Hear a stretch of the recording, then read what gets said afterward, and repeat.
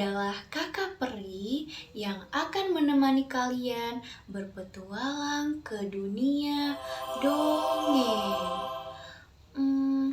Tapi petualangan kali ini belum lengkap tanpa teman-teman aku.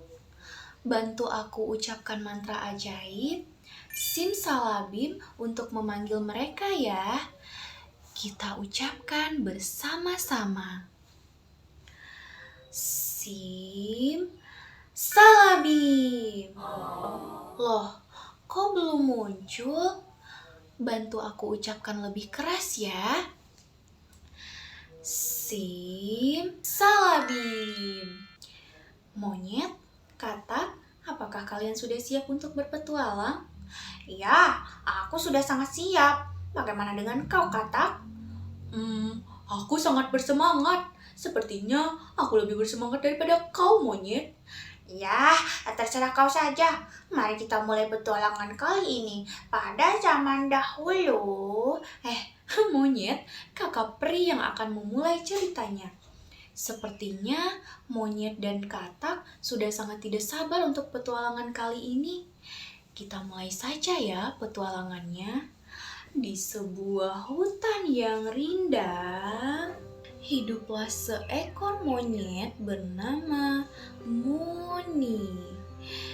Ia tinggal di dalam hutan yang rindang, pepohonan besar, dan sungai yang mengalir jernih. Tapi, meskipun ia tinggal di dalam hutan yang indah, Moni punya satu kebiasaan buruk. Ia sangat rakus. Ia suka mencuri di kebun milik Pak Tani. Suatu hari, setelah ketahuan mencuri mangga dan pisang milik Pak Tani marah besar.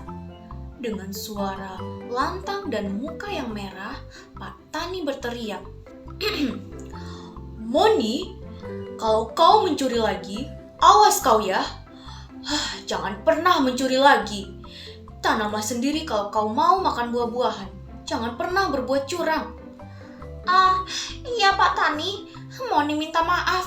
Moni tidak akan mengulanginya lagi. Dengan penuh ketakutan, Moni pun berlari terbirit-birit ke dalam hutan sambil menutup telinganya. Sejak hari itu, ia berjanji tidak akan mencuri lagi. Tapi, adik-adik tahu kan, janji itu susah ditepati ketika perut sudah lapar. Hari itu, angin berhembus pelan dan daun-daun bergoyang. Moni duduk di atas dahan pohon tinggi sambil melamun. Perutnya berbunyi keras. Moni mengelus perutnya sambil mengeluh. Aduh, lapar sekali. Seandainya aku punya buah pisang, pasti enak sekali. Ia menatap ke arah kebun Pak Tani dari kejauhan, tapi segera menunduk. Tidak, aku tidak boleh mencuri lagi, Katanya pelan. Namun matanya masih melirik ke arah kebun itu dengan sedih. Tiba-tiba, Moni mendapat sebuah ide. Aku kan punya sahabat, si katak. Mungkin dia bisa tahu cara supaya aku bisa punya buah tanpa mencuri lagi. Dengan semangat baru, Moni melompat-lompat turun dari pohon dan berlari ke arah rawa tempat si katak tinggal. Saat sampai di rawa, Moni berteriak sambil tertawa. Pung pati pung pung, pung pati pung pung. Katak sahabatku, kau di mana? Dari balik daun-daun lebar terdengar suara. Teot, teot, aku di sini Moni. Katak pun muncul sambil melompat-lompat riang. Wah, sudah lama sekali kita tidak bertemu Moni, kata katak. Iya katak, aku rindu padamu, jawab Moni sambil memeluk sahabatnya. Mereka duduk di tepi sungai sambil tertawa dan berbincang-bincang. Hingga akhirnya Moni pun bercerita. Katak, aku lapar sekali. Aku ingin makan buah, tapi aku sudah berjanji tidak akan mencuri lagi. Bagaimana ya supaya aku bisa makan buah tanpa dimarahi Pak Tani? Katak berpikir sejenak, lalu menjawab dengan semangat. Moni, bagaimana kalau kita menanam buah kita sendiri? Kita kerjasama. Moni langsung berseru. Wah, ide bagus Katak. Tapi buah apa yang paling enak ditanam? Katak menepuk dagunya. Mungkin pisang, karena batangnya mudah tumbuh dan buahnya manis. Moni langsung bersemangat. Setuju. Ayo kita cari bibitnya sekarang juga. Mereka berjalan ke arah sungai untuk mencari batang pisang yang hanyut. Lalu Katak berkata, biasanya di sungai ada batang yang hanyut dari kebun sebelah sana. Kita bisa ambil dan tanam di tepi hutan. Mereka menunggu sambil bermain air, tertawa bersama, hingga akhirnya Moni berteriak. Katak, Katak. Iya Moni, kenapa? Kenapa kau memanggilku? Lihat di sana, aku melihat batang pisang hanyut. Wah, benarkah? Mari kita lihat. Mereka berdua melompat ke sungai, menarik batang itu bersama-sama dan membawanya ke tepi sungai. Moni tersenyum kecil. Bagus, sekarang batang ini kita tanam ya. Namun, sebelum menanam, Moni mulai berpikir nakal.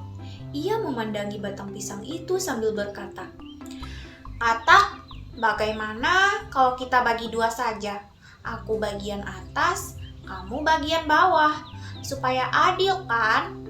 Katak setuju saja, karena ia tidak tahu kalau Moni punya rencana licik. Baiklah Moni, tapi bagian bawah ini kan tempat tumbuh akar. Tidak apa-apa kalau aku ambil yang ini. Moni tersenyum kecil. Hehehe, baguslah. Bagian atas ini kan yang bisa berbuah nanti, bisiknya pelan.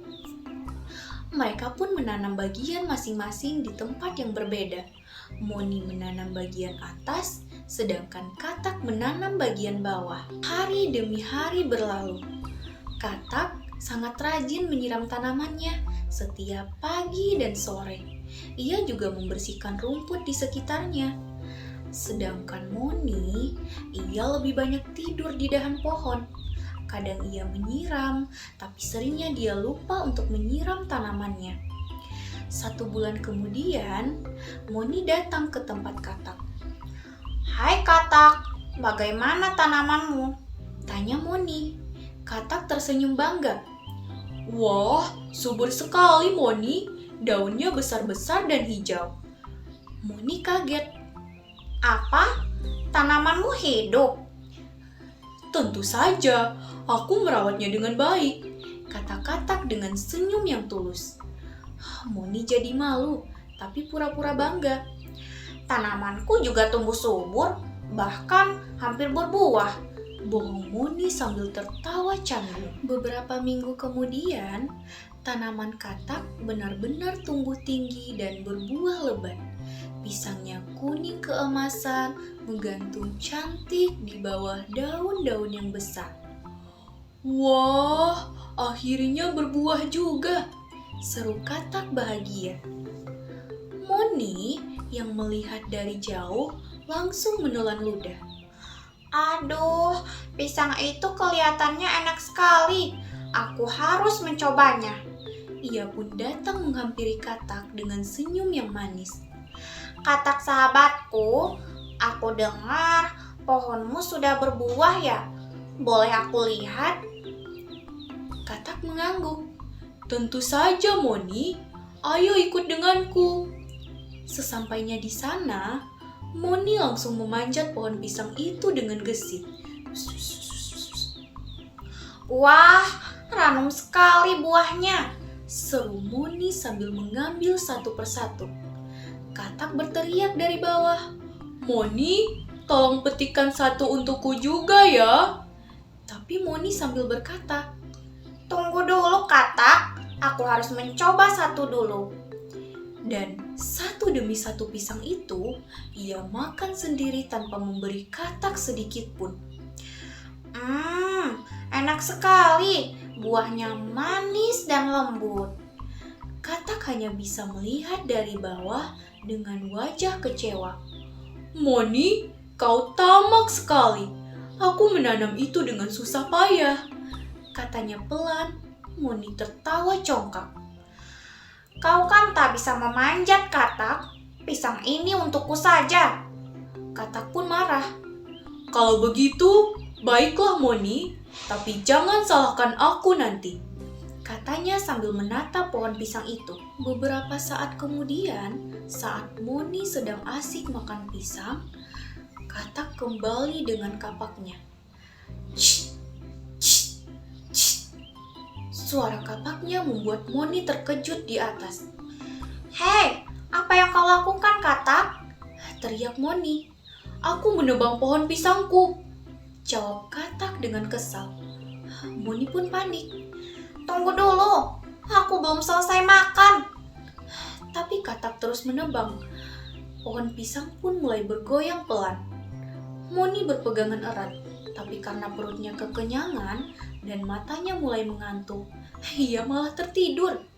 Tak lama kemudian, brum, batang pohon itu tumbang. Moni terjatuh dan tertimpa pohon pisang yang besar. Ia menjerit kesakitan. Aduh, tolong, tolong, sakit sekali. Katak mendekat dan berkata pelan. Moni, inilah akibat dari kelicikanmu. Kalau kau mau hasil yang baik, kau harus bekerja dan berbagi dengan jujur. Moni menunduk. Ia menyesal dan berkata, Maafkan aku, Katak. Aku telah bersikap serakah. Aku berjanji tidak akan licik lagi. Katak tersenyum dan menolongnya untuk bangun. Baiklah Moni, aku maafkan kau. Tapi lain kali, tanamlah sendiri dan jagalah tanamanmu dengan rajin ya. Sejak hari itu, Moni berubah. Ia menanam pohon pisangnya, menyiramnya setiap hari, dan membagi buahnya dengan teman-temannya. Nah, dari cerita tadi, kita belajar satu hal penting. Kalau kita ingin mendapatkan sesuatu, kita harus berusaha dan selalu berbuat jujur, tidak dengan berbuat licik ya. Iya kan Moni? Iya teman-teman, kita tidak boleh berbuat licik ya. Kita harus selalu jujur. Petualangan kali ini segitu dulu ya. Aku ingin makan pisang. Dadah. Oh, jangan tinggalkan aku Moni. Great Big Bang and dinosaurs, fiery rain and meteors. It all ends unfortunately. But you're gonna live forever